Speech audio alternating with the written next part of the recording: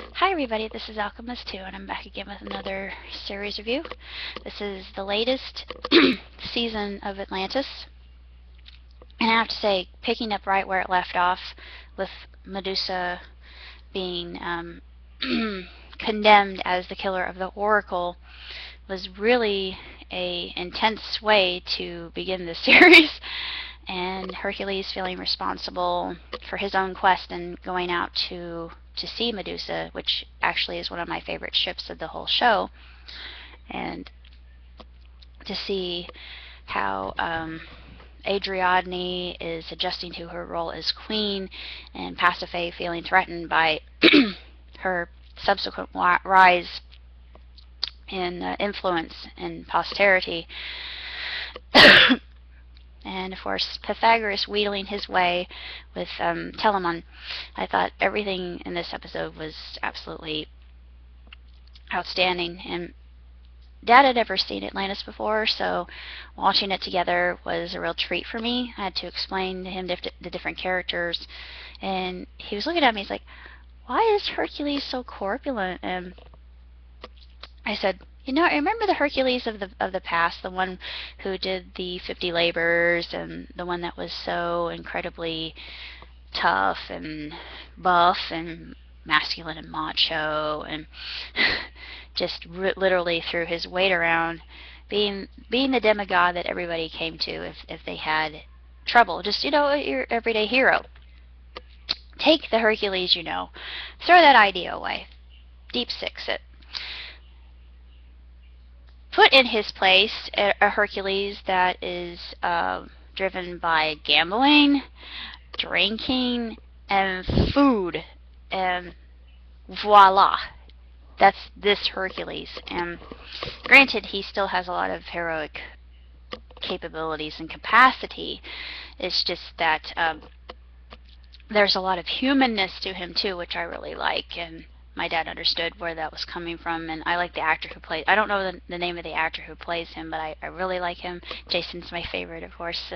I have a thing for men with black curly hair.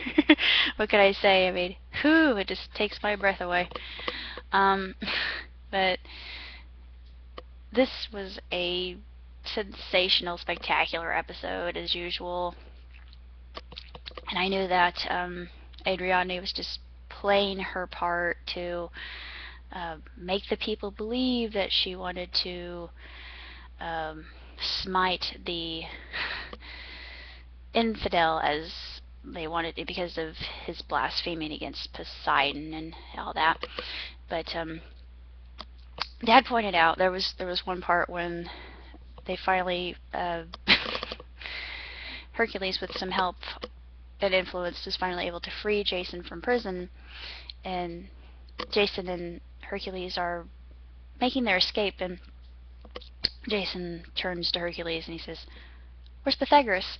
And Hercules says, "Making supper, I hope."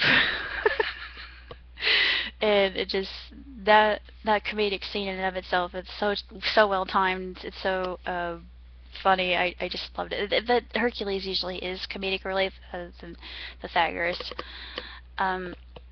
It was a absolutely tremendous episode that I really thought it was fantastic. I'm looking forward to next episode, where I'm kind of tremulous because I'm afraid that the writers are going to sink one of my favorite ships. Hope they don't. They might, but it's just one of those things. It's Medusa was condemned. She was the one. She was still a Gorgon at the time that they turned her back to human, but they believe that she was responsible for killing the... No! Pasiphae, that rancid bitch. And I'm sorry, but that's what she is. There's no other word for her. I absolutely loathe and abhor her. She's a rancorous, terrible, conniving little wench. And she feels threatened by Adriadne. why shouldn't she? And she still, we still know that she knows quite a bit about Jason and the fact that they're related and royalty, and we know that all from the past, that it just ties so neatly and nicely, and this segues so simply. That the way that they do their transitions is just, it's like effortless.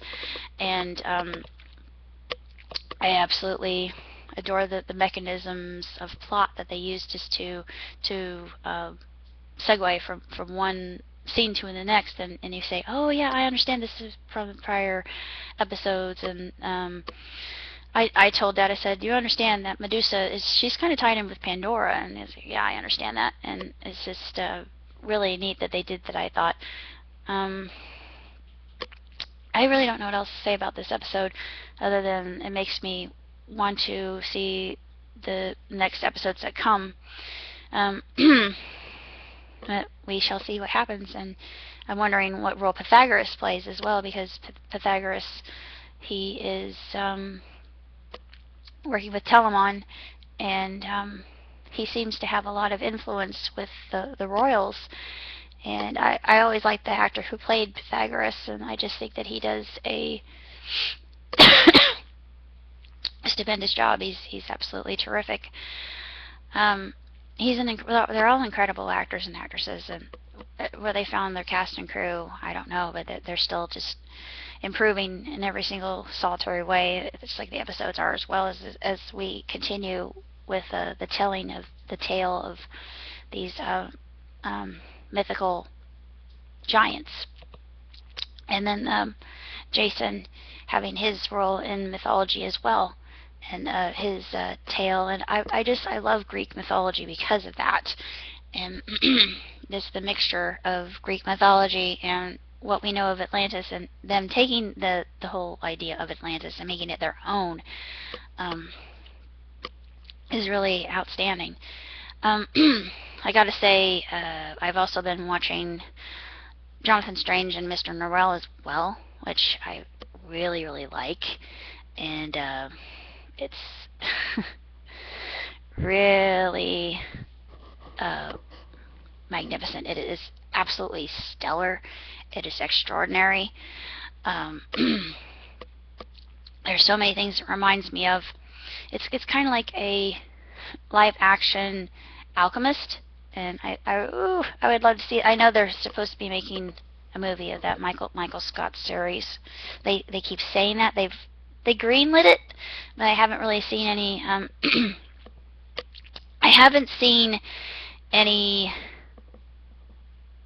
evidence of there being a trailer or anything like that, and it kind of disappoints me. But oh well. I mean, we had some other fantastical things that have been aired, and Atlantis is one of my favorites. It just is something that is they have really exceptional storytelling. It's excellent, and the BBC, they really know how to weave a good yarn, and I'm looking forward to next episode. So we'll just have to wait and see what happens. Till next time, live long, prosper. Ciao tutti.